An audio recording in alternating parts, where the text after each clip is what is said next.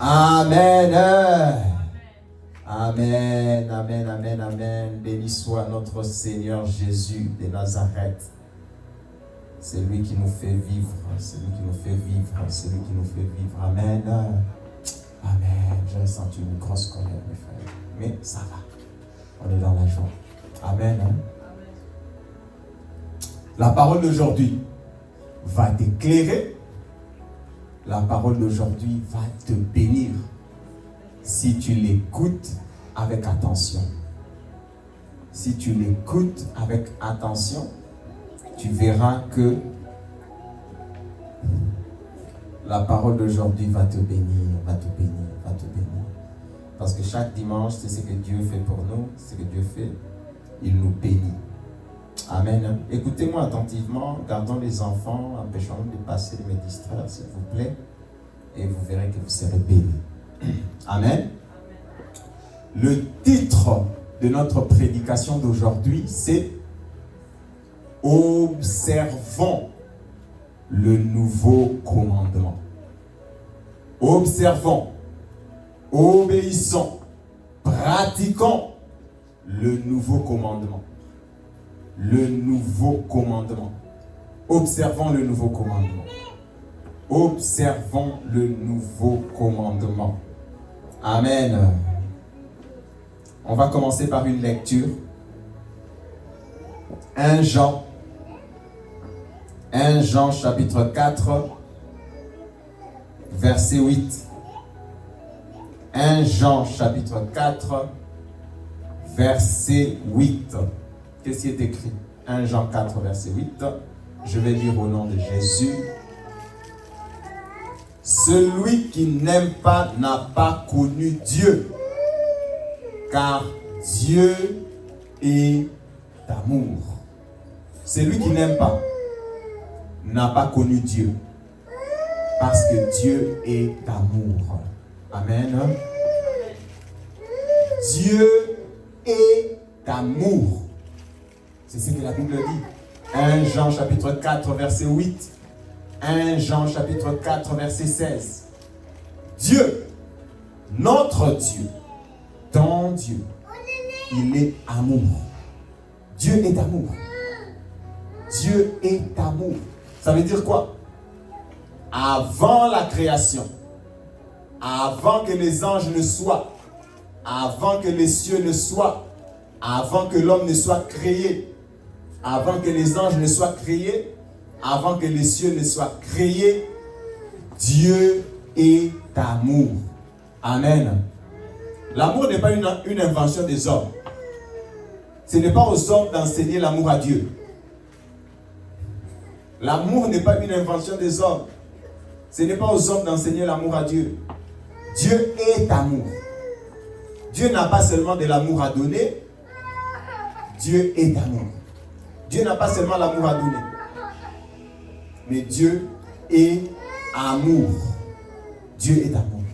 Mais avant que le ciel ne soit, avant que tout ne soit, le Dieu qui est amour là, il aime qui?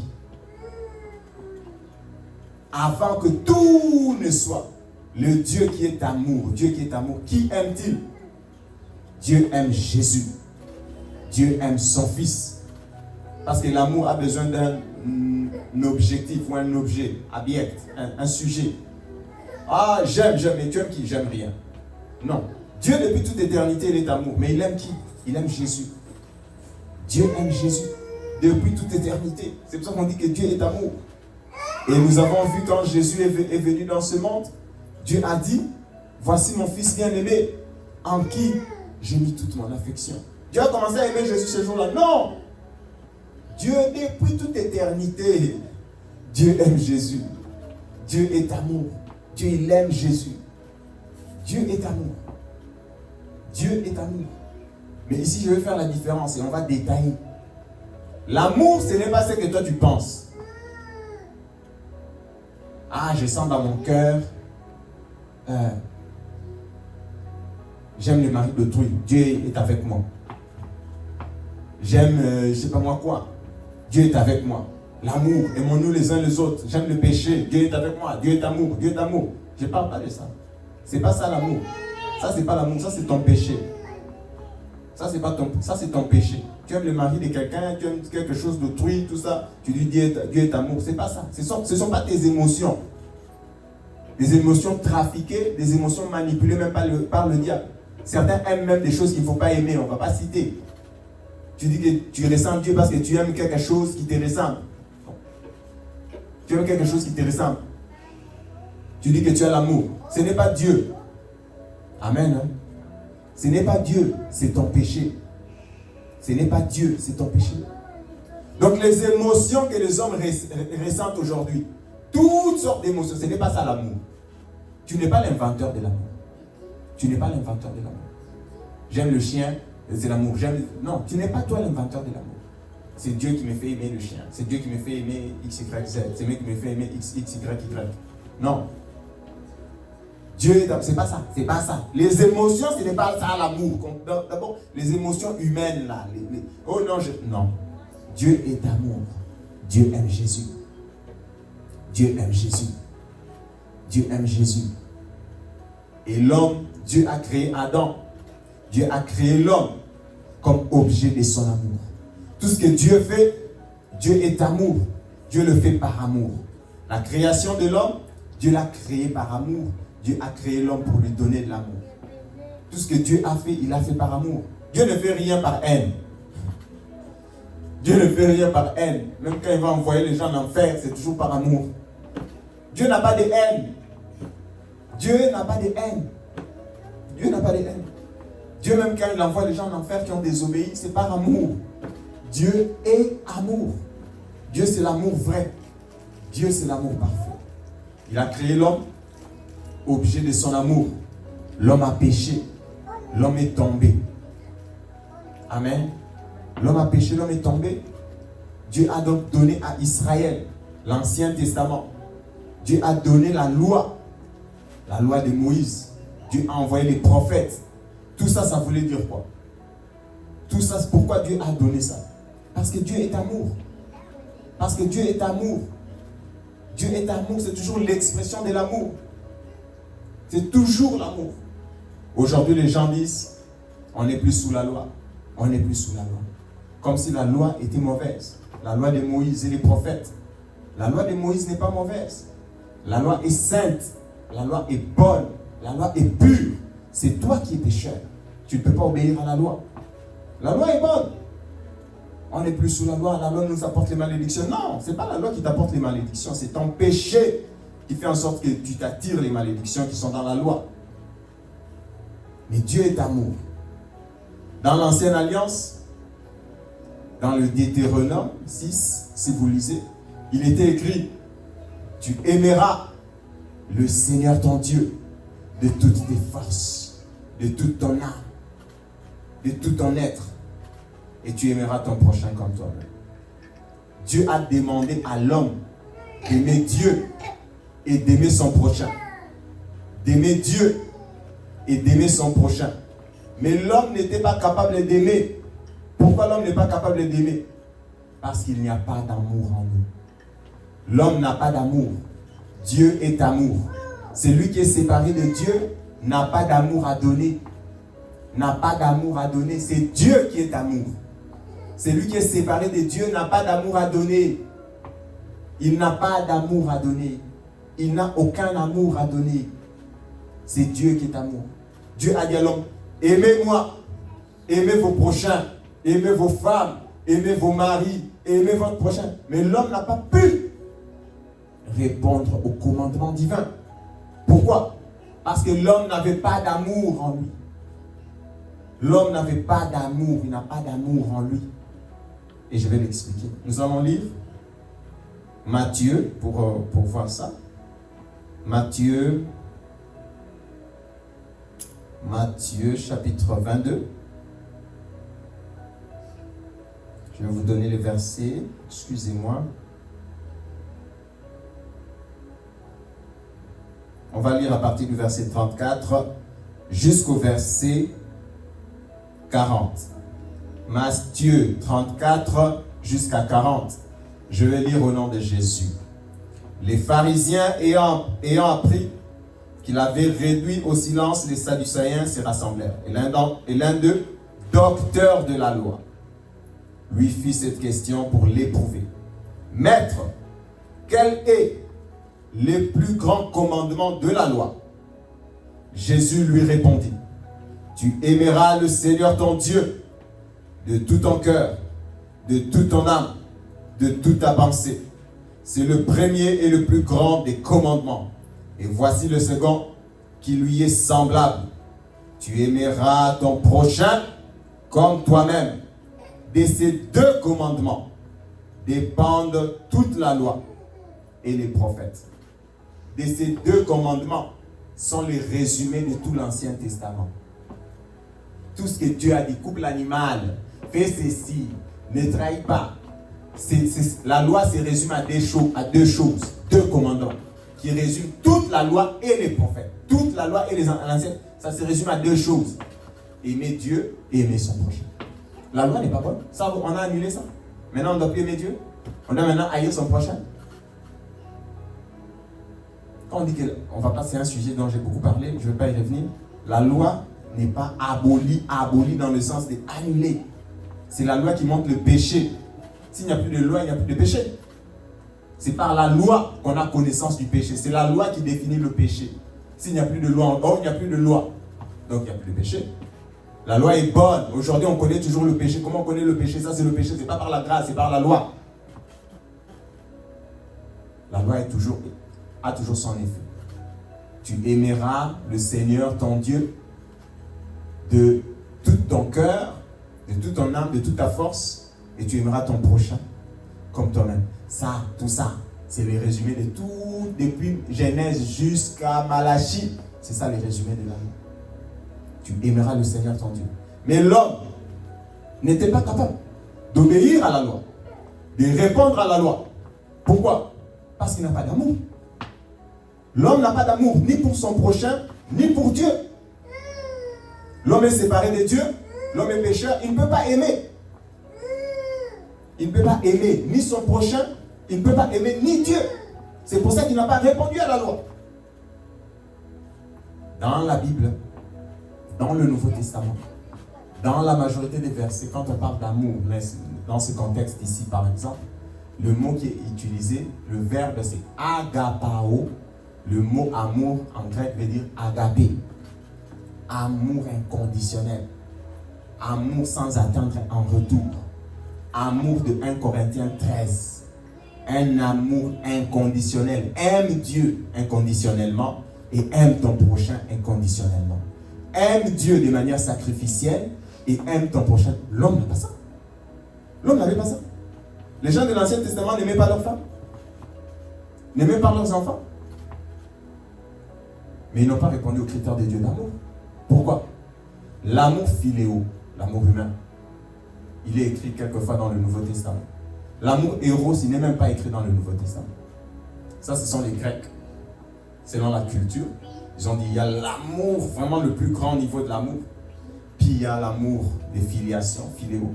Puis ils estiment même que l'acte sexuel, c'est un acte amoureux. Par l'acte sexuel, ce n'est pas toujours un acte amoureux. Ce n'est pas toujours un acte. Ils appellent ça amour. Mais ce n'est pas toujours un acte amoureux. Dans la Bible, ce n'est même pas mentionné. Ce n'est même pas mentionné. Donc Dieu dit, tu aimeras. Le résumé de toute la loi. Aimer Dieu inconditionnellement.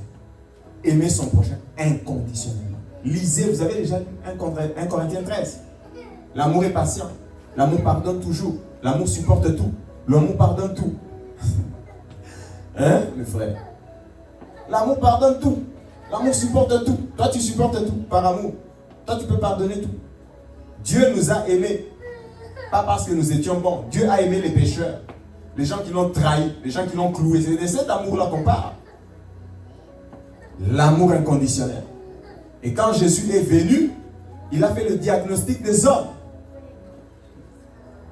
Quand Jésus est venu, il a fait le diagnostic des hommes. Qu'est-ce que Jésus a dit?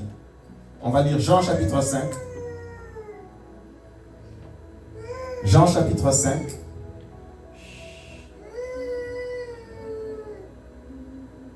Jean chapitre 5.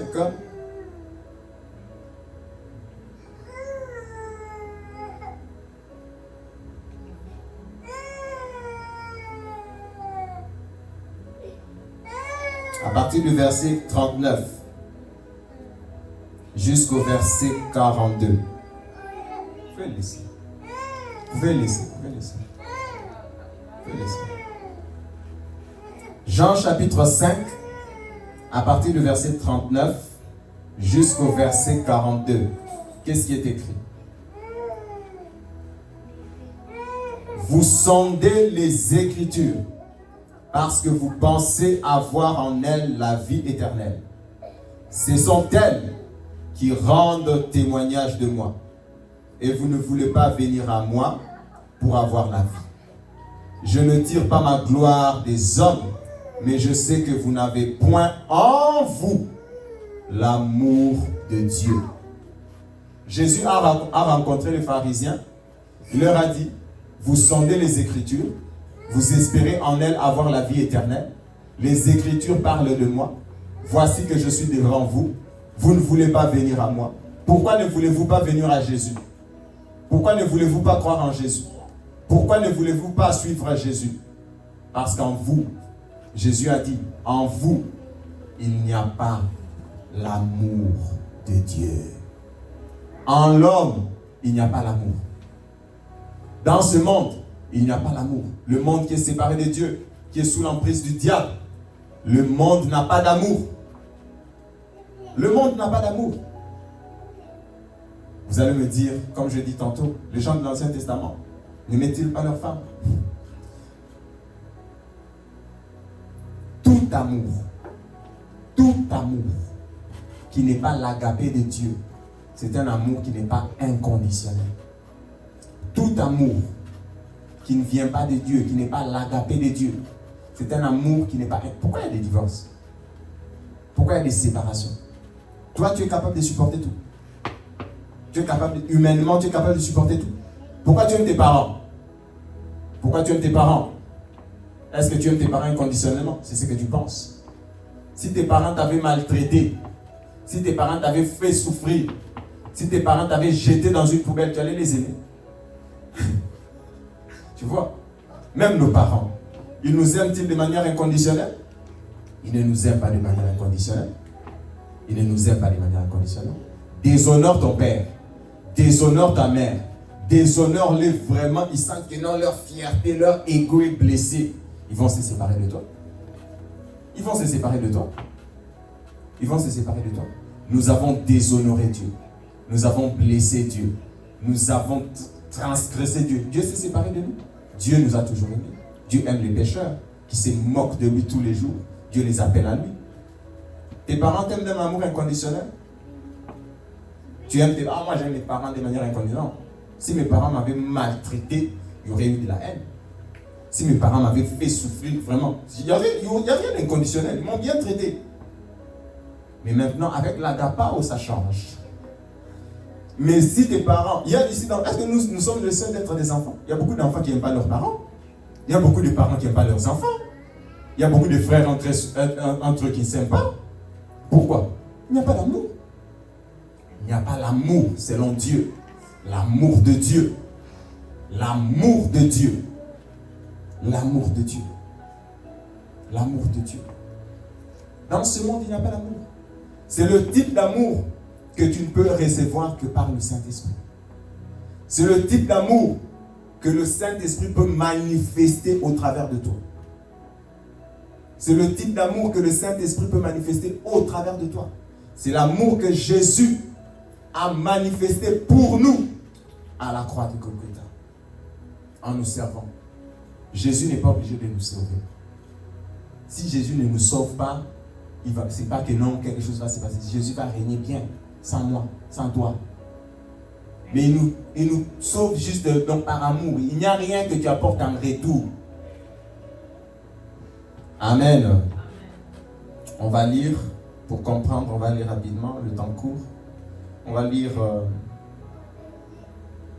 La Bible, comme elle n'a pas été écrite avec des versets et des chapitres, on va lire 1 Corinthiens, on va commencer au verset 12, à partir du verset 29, on va enchaîner à 1 Corinthiens 13, qui parle d'amour. Comme ça, on aura, parce que la Bible n'a pas écrit avec les 12, les 13, verset 14, verset 15. Donc, on va commencer à 12, puis on va continuer à 13, pour comprendre le contexte. Amen. Donc, on va lire 1 Corinthiens chapitre 12, où Paul parle des dons spirituels. Qu'est-ce qu'un don spirituel? Je vais d'abord commencer par définir. Dans 1 Corinthiens 12, on parle des dons spirituels. Qu'est-ce qu'un don spirituel? Le don du Saint-Esprit. Qu'est-ce qu'un don spirituel? Qu'est-ce que c'est qu'un don spirituel? Un don spirituel, si je dois faire une définition, c'est quelque chose que seulement Dieu peut donner. Un don spirituel, c'est quelque chose que seulement Dieu peut donner. C'est pas quelque chose que tu peux... Alors c'est pour ça qu'on parle de don spirituel. Le don qui vient du Saint-Esprit seulement. C'est quelque chose que seulement Dieu peut donner. C'est ça un don spirituel. Si tu peux l'obtenir comme ça, là, c'est un don naturel. Mais les dons spirituels, c'est seulement le Saint-Esprit qui peut te les donner. C'est ça qu'on appelle un don spirituel. C'est pour ça que je vais ouvrir une parenthèse. Ce n'est pas notre sujet. Je prévois ça dans les jours à venir si Dieu le veut. L'interprétation des langues est un don spirituel.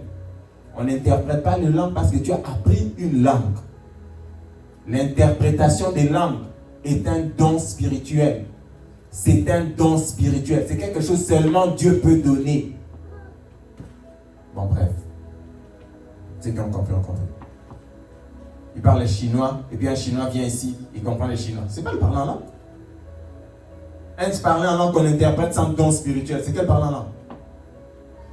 Parce que c'est pas ça, tu ne parles pas en langue, tu parles pas en langue, tu parles une langue connue. Est-ce que vous comprenez ce que je dis? Un don spirituel, c'est quelque chose que seulement Dieu peut donner, que le Saint-Esprit peut donner. C'est pas quelque chose de naturel qu'on apprend. On n'apprend pas le parler en langue, on n'apprend pas l'interprétation de langue. Lui, il dit qu'il priait en français. Moi, je comprends le français, j'ai compris son parler en langue. Ce n'est pas le parler en langue. Ce n'est pas le parler en langue. Est-ce que vous comprenez ce que je veux dire? Il y a des gens qui disent, pour clarifier ma pensée, il y a des gens qui disent, moi par exemple, je ne parle pas chinois. Puis quand je parle en langue, ça peut sonner comme le chinois. Mais ce n'est pas du chinois. Parce que le parler en langue, pour être compris, la Bible dit qu'il faut une interprétation des langues. Et une interprétation des langues, c'est un don spirituel. Amen. Hein? Est-ce que vous me comprenez? On va lire. Jean chapitre 1 Corinthiens chapitre 12, à partir du verset 29, il parle des dons spirituels. 1 Corinthiens chapitre 12, verset 29, je vais lire au nom de Jésus. Tous sont-ils apôtres? Tous sont-ils prophètes? Tous sont-ils docteurs? Tous ont-ils le don des miracles? Attendez. On pourrait dire quoi ici? Vous me suivez? On pourrait dire quoi? Tous sont-ils quoi? 1 Corinthiens chapitre 12, l'apôtre Paul parle des dons spirituels. Maintenant, il commence à expliquer ici. Verset 29. Tous sont-ils apôtres? Tous sont-ils prophètes? Tous sont-ils docteurs? Tous ont-ils les dons des miracles? Tous ont-ils les dons des guérisons? On pourrait dire tous sont-ils guérisseurs? Apôtres, prophètes, c'est aussi des dons spirituels. Tu dois avoir un don spirituel pour l'exercer. Vous comprenez ce que je veux dire? Je vais clarifier. Tous ont-ils le don de faire des miracles? Quelqu'un qui a le don de faire des miracles, on peut l'appeler un guérisseur. Un guérisseur. Tous ont-ils, tous parlent-ils en langue? Tous interprètent-ils? Après il dit, aspirez aux dons les meilleurs. En bas de ces versets, donc il y a des dons, tous sont-ils comme ça, comme ça, comme ça, comme ça. Aspirez aux dons les meilleurs. Et je vais encore vous montrer une voie par excellence. Pour aspirer au don le meilleur, je vais vous montrer une voie par excellence. Next verse. On va lire 1 Corinthiens chapitre 13. À partir du verset 1 jusqu'à 3. 1 Corinthiens 13, 1 à 3. 1 Corinthiens 13, 1 à 3. Quand je parlerai des langues, des hommes et des anges, si je n'ai pas la charité, je suis un airain qui résonne ou un cymbale qui retentit. Et quand j'aurai le don de prophétie, la science de tous les mystères et toute la connaissance, quand j'aurai toute la foi jusqu'à transporter des montagnes, si je n'ai pas la charité, l'amour, je ne suis rien. Quand je distribuerai tous mes biens pour la nourriture des pauvres, les philéos, la philanthropie. Les philéos, la philanthropie. Quand je livrerai même mon corps pour être brûlé, si je n'ai pas la charité, cela ne me sert à rien. Cela ne me sert à rien. On va clôturer pour comprendre avant que j'explique. Maintenant donc, au dernier verset, 1 Corinthiens 13, verset 13. Maintenant donc, ces trois choses demeurent. La foi, l'espérance, la charité. Mais la plus grande, ici charité c'est agapao, mais la plus grande de cette chose, c'est la charité. C'est l'amour, mes frères. Le plus grand don que Dieu nous donne, le plus grand don auquel tu dois aspirer, le don le meilleur de dons, c'est quoi? C'est l'amour. Tu peux être un grand apôtre, mais si tu n'as pas l'amour, c'est du bruit. Quand j'ai préparé cette prédication, j'ai rié moi-même. Je connais des gens, quand ils prient, tu sens vraiment que les gens prient. Mais écoute les sujets. On va tuer nos ennemis. Tue-les! Ils prient. Tu sens vraiment que la prière, ça fait du bruit au ciel. Il n'y a pas l'amour.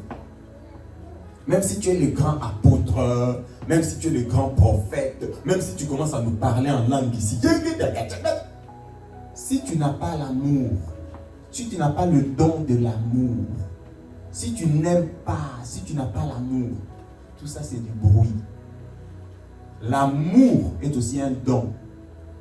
L'amour est un don spirituel. Il faut prier pour avoir le don spirituel de l'amour. Récemment, on avait prêché les 7 choses qu'on ajoute. La dernière chose, c'était quoi? L'amour. L'amour, c'est le sommet de la vie spirituelle. Tu peux chanter, chasser les démons ici, commencer à prêcher, tu as la science, la connaissance, la foi, tous les dons spirituels extraordinaires. Si tu n'as pas l'agapé, tu n'as pas l'amour de Dieu, les gens ne voient pas l'amour de Dieu au travers de toi. L'amour inconditionnel de Dieu. C'est du bruit. C'est du bruit. L'amour supporte. L'amour de Dieu supporte. L'amour pardonne tout. L'amour espère tout. L'amour, c'est détaillé dans 1 Corinthiens 13. L'amour de Dieu. L'amour de Dieu. Si tu n'as pas ça, mais ça va te venir tout. Ça va te venir tout. Il faut que Dieu te donne. Parce que moi je n'ai pas ça. La Bible dit, si tu n'as pas ça, ça veut dire quoi autrement? Qu'est-ce que ça veut dire autrement? C'est possible que tu ne puisses pas l'avoir. Ça va te venir d'où? Qui va te donner ça? C'est le Saint-Esprit. C'est le Saint-Esprit. C'est le Saint-Esprit, mes frères. Il n'y a pas d'amour dans ce monde, mes frères. Ne vous leurrez pas, ne vous trompez pas. On s'aime par intérêt. Je le dirais avec un langage un peu plus cru. On s'aime toujours par intérêt. J'aime cet homme parce que... Pourquoi vous êtes divorcé? Elle ne cuisine plus. Elle ne fait plus pour moi ça. Il y a des chrétiens. Pourquoi tu aimes cette femme? Parce qu'elle est belle. Elle parle bien. Elle me respecte. Si elle ne te respecte pas, est-ce que tu vas l'épouser? Tu ne vas pas l'épouser. Nous, on respectait Dieu. Nous, on respectait Dieu. L'amour, si tu n'as pas l'amour, L'amour de Dieu. L'amour agapé. Mes frères, je vous en supplie, comprenez ce que je suis en train de vous dire ici, parce que le christianisme, c'est l'amour. Ne vous focussez pas d'abord, oh non, j'ai fait. Non, l'amour, mes frères. Prions pour que Dieu nous donne la capacité d'aimer. Aimer vraiment Dieu. Aimer comme Jésus. Je vais y arriver. Aimer vraiment sans attendre en retour. Il faut que Dieu te donne ça. Tu n'as pas ça. Moi, je n'ai pas ça. Tous les hommes qui ont péché n'ont pas ça, n'ont pas la capacité d'aimer comme ça. On n'aime pas comme nous, on aime, les hommes n'aiment pas comme ça. Les hommes, même les papas avec leurs enfants, même moi parfois je me dis, moi j'accepterai pas si mon enfant il fait ça. Oui, je me dis, parce que je sens qu'il y a des choses vraiment, ça sera excessif. Il y a toujours des limites. Mais l'amour de Dieu n'a pas de limites. L'amour de Dieu, il faut prier, il faut demander à Dieu, Dieu donne-moi d'aimer. Donne-moi d'aimer comme Christ a aimé. Vraiment, c'est donner. Donne-moi d'aimer. Il s'est donné pour des voleurs, des pécheurs, des bandits, des sorciers, des gens qui le haïssaient. Il les a aimés jusqu'à la fin. Nous n'avons pas cet amour-là de manière naturelle. Cet amour-là vient de Dieu. Dieu est amour. Dieu nous donne cet amour-là. Et nous pouvons l'expérimenter, le donner aussi aux autres. Tu n'as pas cet amour-là. Je n'ai pas cet amour-là. Je n'ai pas ça. Tous les jours, il faut que je prie. Et ce n'est pas quelque chose qu'on peut avoir et puis on le garde. Non. Tous les jours, il faut que tu pries pour que Dieu te donne la capacité d'aimer. D'aimer. D'aimer. Parce que tu n'as pas ça. C'est le niveau. Vous vous rappelez de cette chose? La dernière chose. Ajoutez à la fois ceci. À la fois ajoutez ceci. La fin, le sommet, c'est l'amour. Mes frères, qu'on ne vous trompe pas. Ce que vous voyez là, ce n'est pas l'amour. L'amour, c'est le sommet de notre vie spirituelle. Je peux parler en langue, je peux vous prêcher ici, commencer à faire des mini. Dieu, il me regarde si c'est par amour. Dieu, il sait, il voit mon cœur. Si je n'ai pas l'amour, c'est du bruit. Mes frères, l'amour, même si tu es prophète, apôtre, sans amour, même si on commence à prier ici, sans amour. Et cet amour-là, on ne l'a pas. Je ne l'ai pas. Je dois la demander à Dieu. C'est un don spirituel. C'est quelque chose que seulement Dieu peut me donner. C'est quelque chose que seulement Dieu est capable de faire. Moi, je ne suis pas capable. C'est quelque chose que seulement Dieu peut donner. Dans l'Ancien Testament, Dieu a dit aux croyants pour leur montrer, aux Juifs, pour leur montrer qu'ils sont pécheurs, qu'ils n'ont pas Dieu. Aimez-moi de tout votre cœur, aimez votre prochain de tout votre cœur. L'homme n'est pas capable d'aimer son prochain. Je parle de l'agapé. Amour de Dieu, inconditionnel, sans attendre quelque chose en retour. Même si on te blesse, même si on te haït, même si on te méprise, même si on te crucifie, même si on te crucifie nu, même si tu aimes. Qui a cet amour-là? Qui a cet amour-là, mes frères?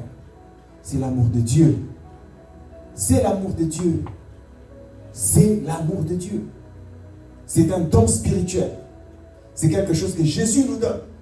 Et si vous lisez même dans Galates, qu'est-ce qui est écrit? Le fruit de l'esprit, c'est l'amour, c'est l'agapé. Le fruit de l'esprit, c'est mélange, vous voyez, le fruit de l'esprit et les dons spirituels sont presque pareils, parce que ça vient du Saint-Esprit. Il faut que Dieu te le donne. Même le fruit de l'esprit, on peut dire que c'est un don de Dieu, le fruit de l'esprit. C'est quelque chose que Dieu doit te donner, ça doit se manifester. C'est un don spirituel. Est-ce que vous comprenez ce que je suis en train de dire? Même le fruit de l'esprit, c'est un don spirituel. L'amour, déjà parce que la paix, Jésus nous a donné la paix, les gens disent la paix, la paix. Si Dieu ne te donne pas sa paix, tu vas vivre ici, tu vois les gens qui, j'aime pas entendre ces mots stressés, parce que moi je ne suis jamais stressé, j'ai toujours dit ça à ma femme, moi je ne suis jamais stressé. Moi stress, quel stress? Moi j'ai jamais de stress, moi je n'ai pas de stress. Même quand c'est compliqué, je sais que Jésus est Dieu, il est mon Seigneur, je n'ai pas de stress, zéro stress, je confesse ça sur ma bouche, je n'ai pas de stress. Parce que ici, là, tout le monde, je suis stressé. Je suis stressé. Les stress. Moi, je dis, je ne suis pas stressé. Jésus m'a déjà donné sa paix. Jésus, il est au ciel. Il règne. Il me regarde. Je n'ai pas de stress. Même si le ciel s'ouvre, la terre s'ouvre, je n'ai pas de stress. Moi, je n'ai pas de stress. Je refuse le stress sur ma vie. Je n'ai pas de stress. Si vous me dites que Jésus n'est plus là, là, j'aurai le stress. Mais Jésus, non. Je n'ai pas de stress. Quel stress? Et vos stress, si vous voulez les avoir, moi je n'ai pas de stress. Parce que c'est quelque chose que Dieu me donne tous les matins, sa paix. Quand je prie, Seigneur, tu es Dieu. Tu es le Dieu de ma vie. J'ai la paix. Même si ça ne va pas, j'ai la paix. Je m'en fous, pour être honnête avec vous. Je m'en fous de ce que... Oh, bah, je m'en fous. Oh, les informations, l'inflation. Oh non, il n'y a pas d'argent. Je m'en fous, c'est pas mon problème. L'amour, c'est un don spirituel. L'amour, c'est quelque chose que Dieu doit te donner, la capacité d'aimer. J'espère que vous avez compris. Ce n'est pas l'amour humain, l'amour intérêt. Tous les restes d'amour, là, sont des amours intérêts. Le seul amour qui est sans intérêt, que Dieu a demandé aux hommes qui n'ont pas pu le faire, c'est l'amour. L'amour. Pourquoi aujourd'hui, je vais ouvrir une parenthèse rapidement, permettez-moi. Ouf, on l'a déporté. Pourquoi aujourd'hui il y a beaucoup de divorces? Parce que les hommes s'aiment humainement. Et à l'époque, quand Jésus était arrivé, il y avait un taux, entre guillemets, un taux de divorce élevé. Les gens, j'ai un peu dit, les gens divorcent. C'est vrai que Jésus a dit non. On ne divorce pas comme ça. Tout le monde divorçait. Il suffit juste d'écrire une petite lettre de divorce. Allez, prends. Donc, le divorce, Moïse avait dit, si tu n'aimes plus ta femme, juste écrire la lettre. Prends. Donc, les gens divorcent. Jésus a dit non. Au commencement, ce n'était pas comme ça. Au commencement, ce n'était pas comme ça.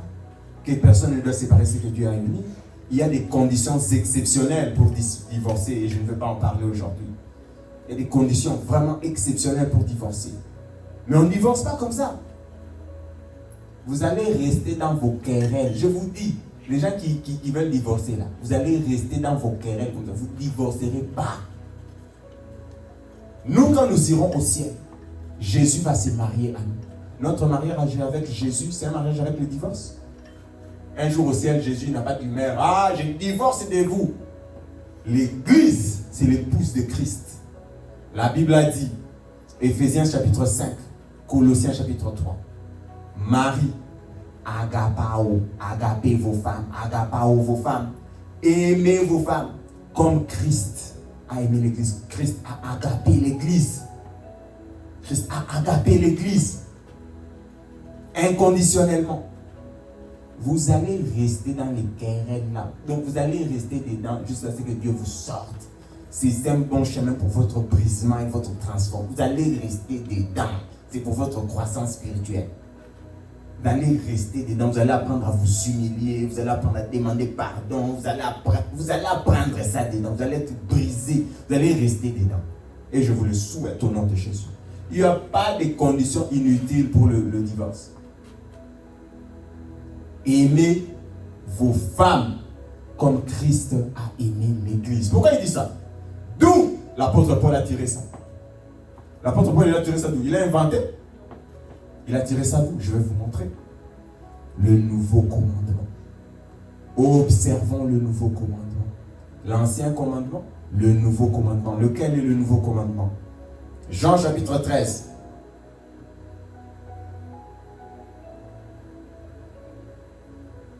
Jean chapitre 13. Je vais vous montrer où l'apôtre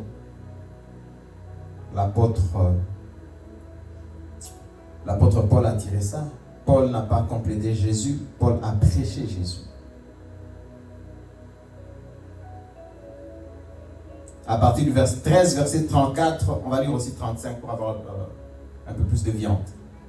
Jean 13, verset 34, Jésus dit, je vous donne un commandement nouveau. Je vous donne un commandement nouveau. Aimez-vous les uns les autres comme je vous ai aimé. Vous aussi, aimez-vous les uns les autres.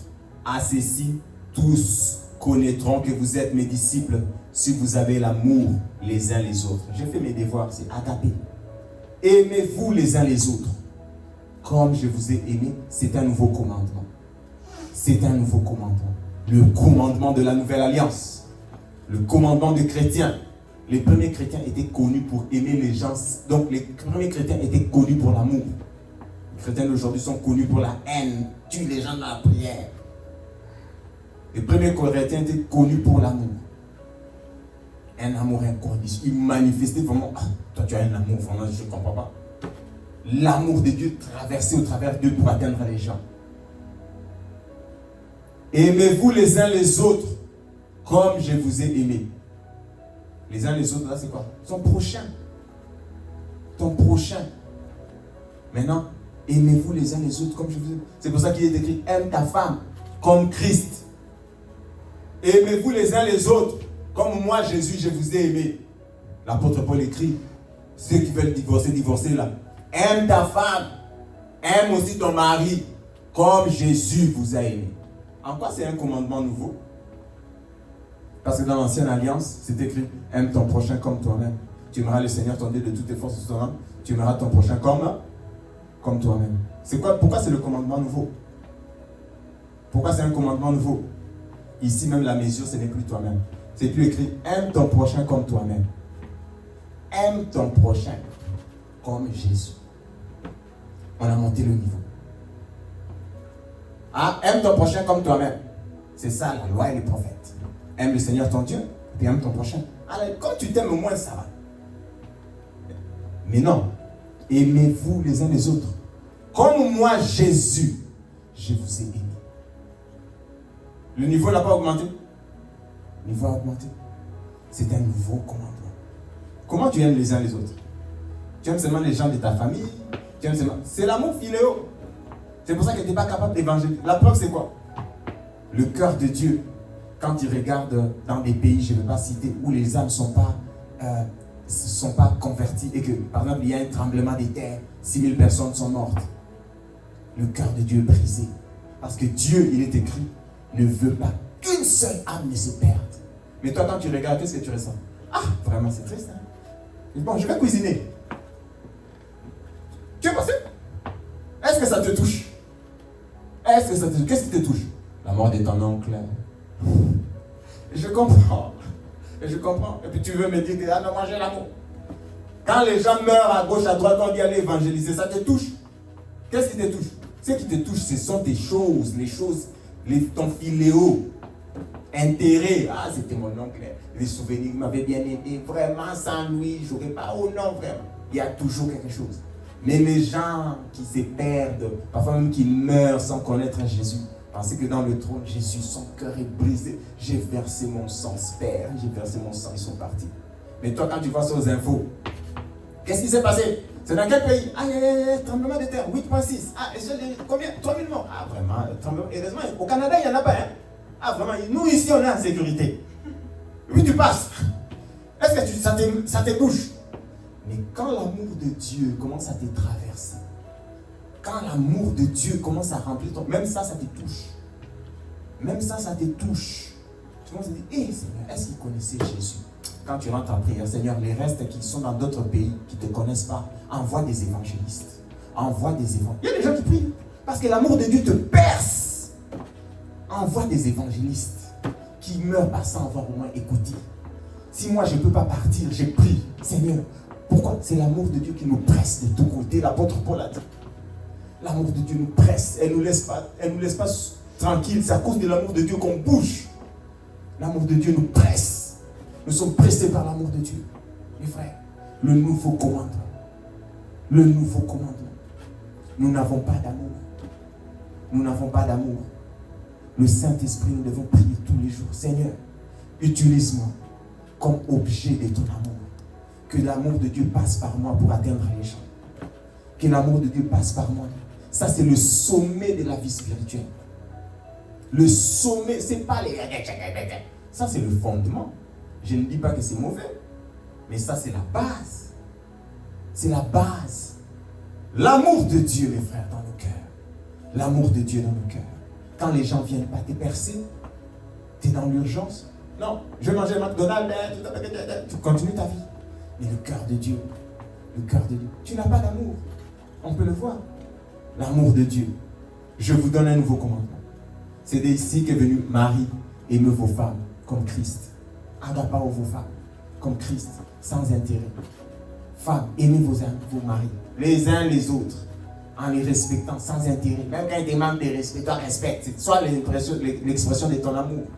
Respecte ton mari, aime ta femme, sans intérêt. Tu as cet amour-là? Non, moi je ne l'ai pas. Ah oui. Moi, je ne l'ai pas. Il faut que je demande à Dieu. Toi, tu l'as. Bonne chance. Moi, je ne l'ai pas. Il faut que je prie tous les jours. Seigneur, donne-moi de manifester ton amour. Parce que là, c'est filoué, c'est fini. La limite est atteinte. La limite est atteinte.